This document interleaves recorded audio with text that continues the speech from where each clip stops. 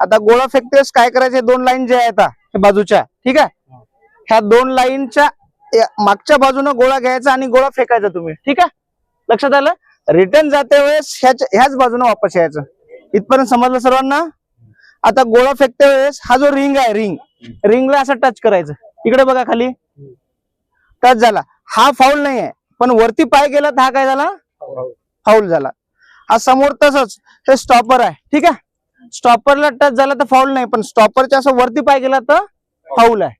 उजव्या बाजूला रिंगच्या वरती गेला तरी फाऊल आहे, डाव्या बाजूला वरती गेला तरी फाऊल आहे. रिंगला कुठेही बी वरती पाय गेला तुमचा काय होईल, तो फाऊल.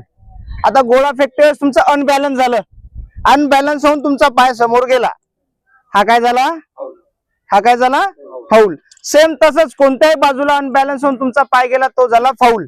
लक्षात आलं.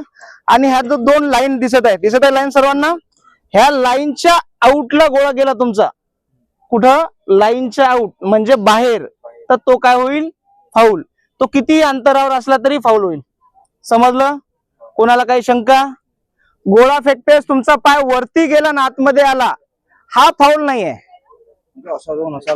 हा वरती पाय गेला तुमचा आतमध्ये आला तर हा फाऊल नाहीये. समजलं. कोणाला काही शंका, काय विचारायचं, ठीक आहे, घ्या लाईन मध्ये एक जण थांब.